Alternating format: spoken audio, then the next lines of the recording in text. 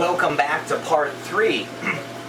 We, in quick review, I believe I have what I'm going to call a little bit of a round bell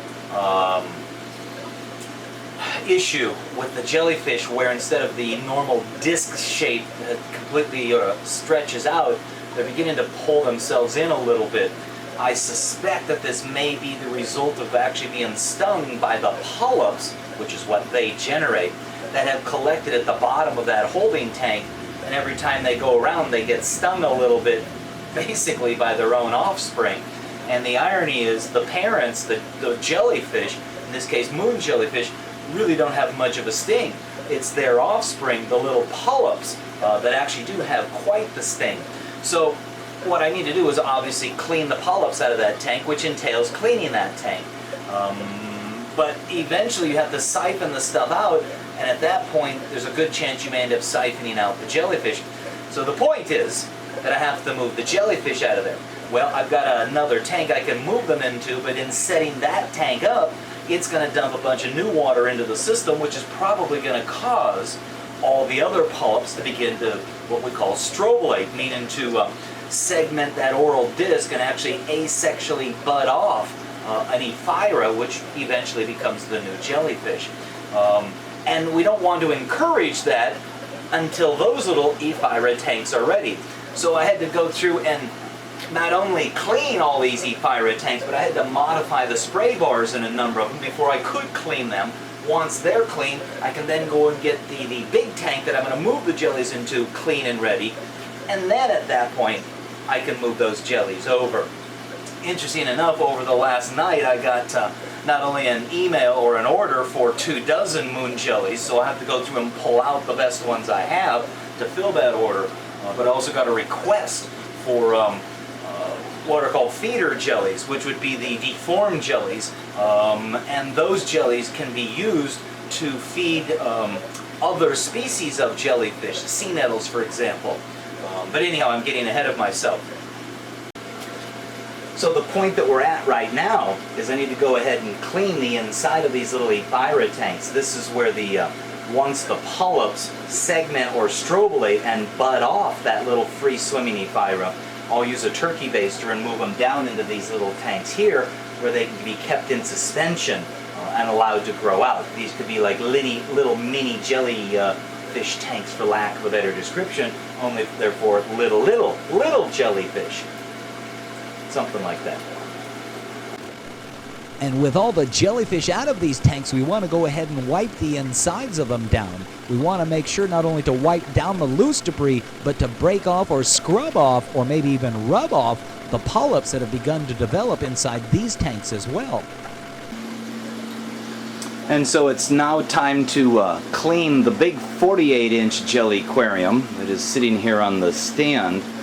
You can see there's some sediment that's collected at the bottom, and there's only one way to get in there to clean it, and that's through the top there. So I've got my pad on a long stick, and it's a long reach to the bottom of the tank, but that's how we keep the bottom of the tank clean. Not only free of the loose debris, but also the algae that's going to grow on it if you leave the lights on too long.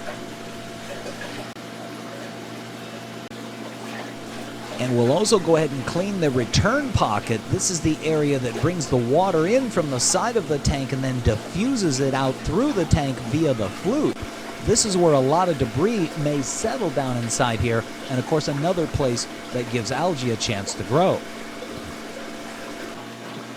So I've gone ahead and wiped the interior of this big 48-inch jelly aquarium and cleaned out the return pocket up there. Essentially what I've done is stirred up a lot of stuff that was already in there, but that's an okay thing. I'm going to allow it to run for a little while, and one of the inherent deficiencies in a jellyfish tank is the slow water flow, but that'll also help us in this particular situation because a lot of that debris that I've stirred up will settle down here at the bottom of the tank, and I can go in and siphon that out and surgically remove it. But I need to do one other thing here first. So it occurred to me, as cool as it is to set up that big 48-inch display system, the key word there is display system. The way that you view it is from the side, not so much from the top. The reality is the way you get into the tank or put jellies in and out in that display tank is through the top. And the top is much narrower, whereas this holding or grow out tank is a wide top that allows you much easier access into it. So I think ultimately I need to make a decision, and that is to use the display tank more as a display tank as opposed to a holding tank. But the reality is we still have to get these jellies out of here so we can clean the polyps out of that tank. So what I think I'm going to do is attempt to separate visually the better from the ones that aren't doing as well. Move the better into an easier access tank where I can cull through those and fill those 2 orders that I have. And then use the display tank as a way of proving out my theory as far as the polyp thing is concerned. And at the same time, it becomes really more of an ooh wow display tank, because this is the tank that the jellies are going to grow out in, or that I would rather have the jellies grow out in and be able to access them easier for shipping out purposes. But since that separation or culling phase is going to take a little bit of time, let's go ahead and siphon the debris off the bottom of these 2 ephyra tanks. We can get them running and get them back into the system. And if I didn't make it clear up to this point, we're really trying to make an effort to keep the systems clean. It's that remaining debris that's going to cause me problems with the jellyfish down the road. For now, not only trying to keep the debris out of there or regular siphoning of the debris out of the tank, but also controlling the amount that goes in is really paramount to the success of growing jellyfish. As I mentioned, the debris that remains in the system becomes a problem in the sense that it allows what we'll refer to as fouling agents, which is kind of a loose reference to a number of potential bacterias and protozoans that could in some way have an effect that I haven't determined on the jellyfish. Namely, that hole or Swiss cheese effect that I experienced a while back. And you'll notice, or maybe you won't notice, that I'm actually siphoning all the debris into the same bucket. That way, after a little bit of time, everything will settle and I can actually go in there with a turkey baster and draw out any loose polyps that I would have sucked up in the cleaning phase and put them back up in the polyp tanks. And now that I've cleaned the inside of those ephyra tanks and gone through and siphoned out the debris that's settled at the bottom, we can go ahead and turn the water flow back into those tanks via the spray bars back on. So what I've decided I'm going to do is I'll set a bucket off to the side of the holding tank, which will allow me to scoop maybe the ones that I want to move into the display tank with. And then as I see the good ones, I can just put them up in the ephyra tank at the top. So tomorrow morning when I fill that order, it's easily gotten. So I'll start first by getting a little bit of water in the bucket to put those jellies into. And as I showed you earlier, we'll use that small plastic container that I've cut the hole in the bottom of. That hole we'll call a finger hole, and by placing my finger over that hole, I can regulate the amount of water that passes through the cup or doesn't pass through the cup. This will allow me to essentially chase down some of the jellies, make it a little bit easier to capture them, because at the surface you can actually use the flow of water into the container to your benefit. Once you've submersed that unit or that container down below the water, you're essentially pushing water, and the jellies will just simply get pushed along with them. And now that we've got all the jellies out of the holding tank, most of them over here in this bucket here, some of the better ones I moved over into this tank and that tank to select from tomorrow. But you can see the orange mass down there is food or waste. But clustered down amongst those that waste are polyps, and I'm not sure if I can zoom in on some polyps here. The polyps are actually the offspring of the jellyfish, but the irony is the polyps have a tremendous sting, whereas the parents don't. And so the polyps are stinging the parents. See, there's some growing back there. And then I saw there was a cluster of them right up here.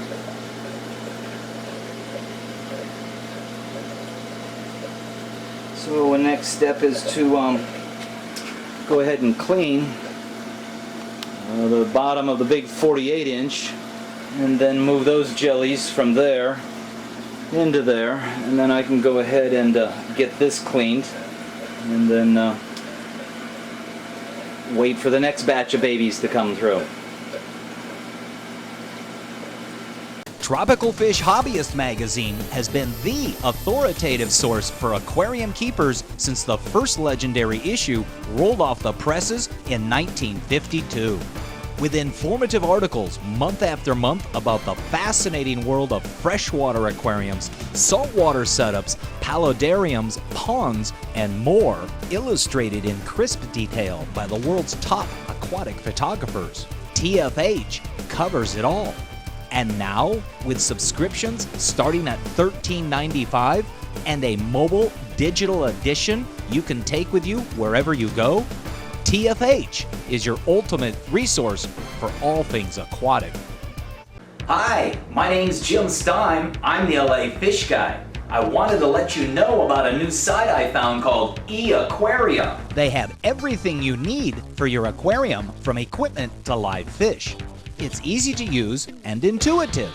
Membership is free and you can buy and sell anything to do with fish in a secure environment.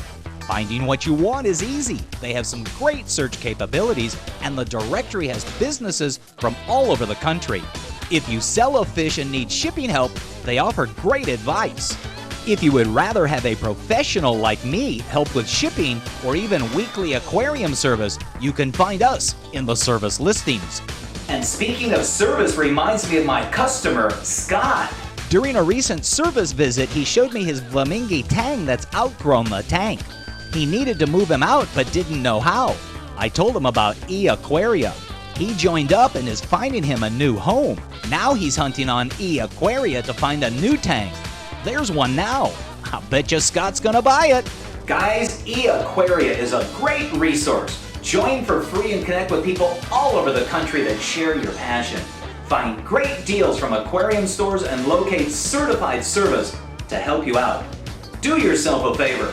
Check out Aquaria. Does your aquarium have an algae problem? Do long green strands of algae grow all over everything? Is red not the color you wanted your rocks and gravel to be? Then you should consider the Santa Monica Algae Scrubber. This unit is designed to be placed above the aquarium or straddling the sump or wet-dry trickle filter below the aquarium. The Santa Monica Algae Scrubber uses two light enclosures placed on either side of a specially designed acrylic body to grow algae on a screen suspended from a spray rod inside the unit. That screen quickly and naturally grows its own algae, which in turn is scraped off on a weekly basis. If you want your fish or reef aquarium back, the Santa Monica Algae Scrubber is the solution. Visit santa-monica.cc for more information. While we're waiting for the debris to settle in the holding tank, we'll go ahead and siphon out the debris that has settled in the large display tank. This involves using a piece of PVC pipe connected to the end of a flexible hose. We'll create a siphon out of the tank, which will allow us to use the PVC pipe to surgically draw debris off the bottom of the tank. This will be good practice because once jellies are in the tank, you really have to be very surgical as to where you go, because unfortunately, the jellies will not tolerate being drawn up into the end or into the siphon tube itself.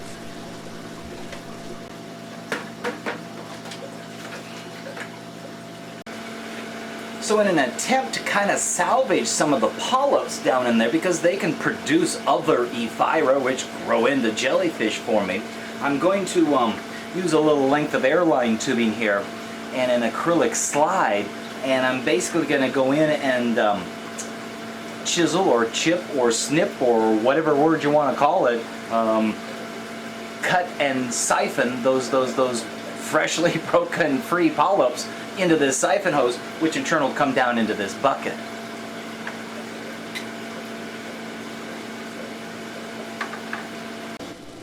And with all the jellies out of the tank, this task is much easier and we don't have to worry about sucking up the jellyfish. We want to concentrate on sucking up the debris as well as the polyps that we're trying to scrape off the bottom of the tank.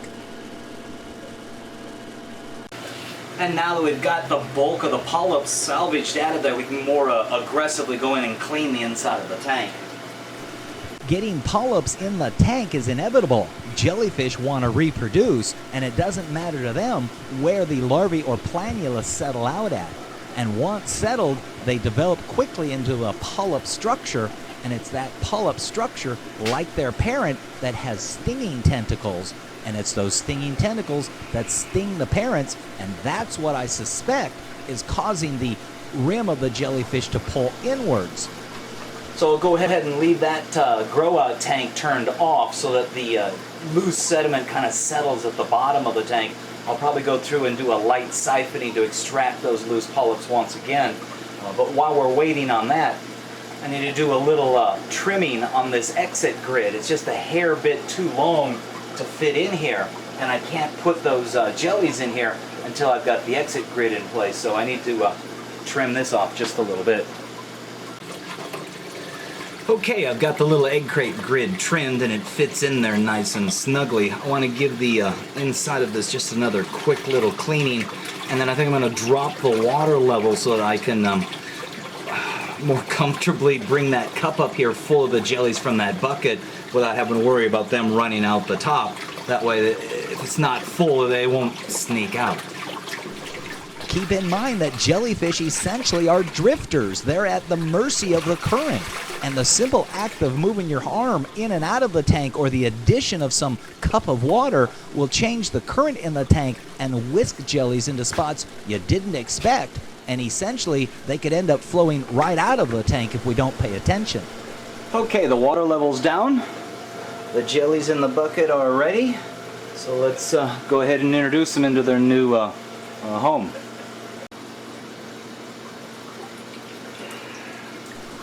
And once again, I'll use that cup that has the small finger hole in the bottom of it to transport the jellies from the bucket up into the display tank. Although I do have to admit, the hole in the bottom is kind of a little bit of a problem because it seems to have gotten a little bit bigger, and there's a little bit more water that sneaks out, and that could carry some of the jellies with them.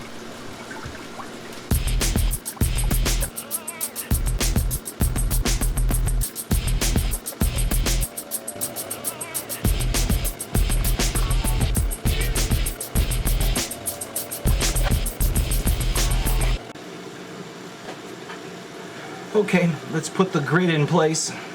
This grid is what keeps the jellies from sneaking out of the tank. It allows the water to pass through, but it doesn't allow the jellies to escape.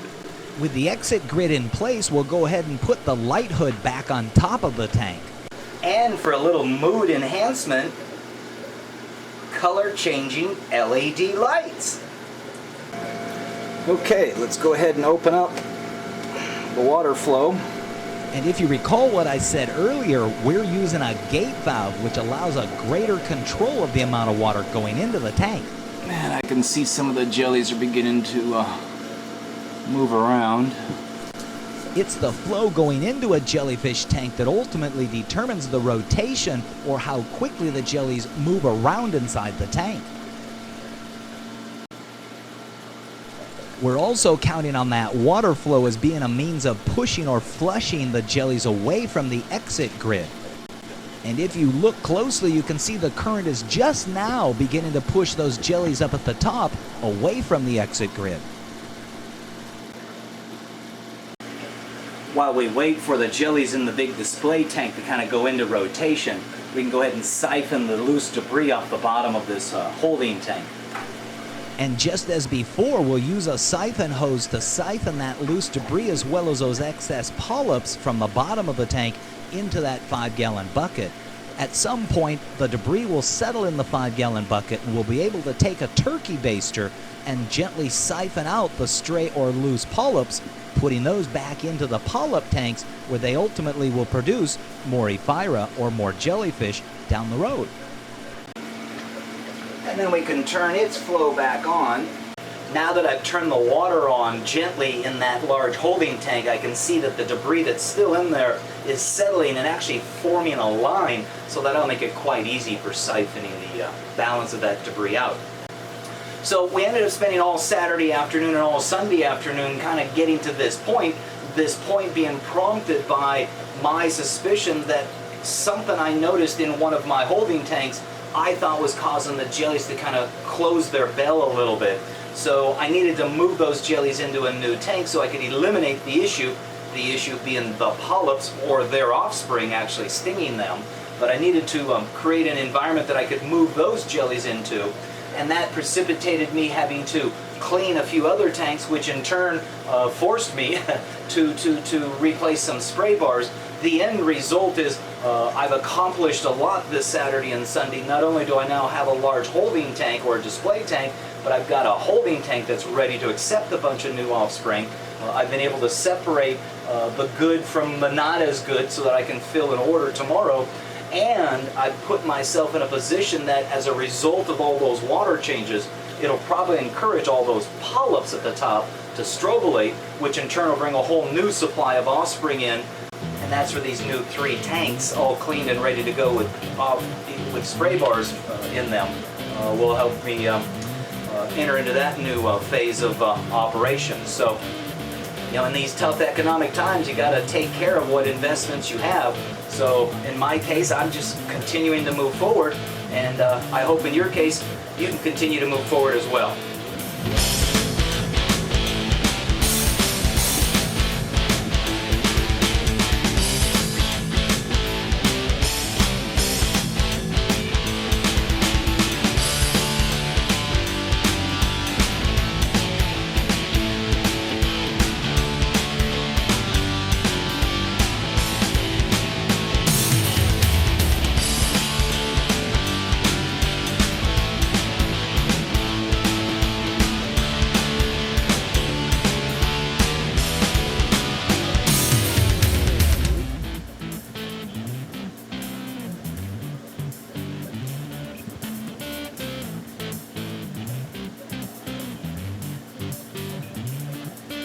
We're here in Des Moines, Iowa. We're here to attend the 23rd Annual Marine Aquarium Conference. We're going to have exhibitors, we're going to have attendees, we're going to have speakers that we want to show you a MACNA experience. MACNA experience. The MACNA experience. So come along with us. So come along with us. So come along with us. As episode 106 showcases some of the MACNA speakers. The LA Fishguy. Sanjay. The more expensive skimmer has to be better. Boy, it's so great to come back to these conferences. There's also a huge number of exhibitors. This year we have over 200 booths. Hi, welcome to MACNA. We're here with Russ of CPR Aquatics. So there's a plethora of different products here for hobbyists to select from. We're here with Rod of Rod's Food. 1,000 and 1,500 people to come through. We're here with some of the attendees from the MACNA conference. We've got one here from the West Coast and a couple from the East Coast. 3-day event, Friday, Saturday, Sunday. It's basically the annual reunion of fish geeks across the U.S. and the world. Yes.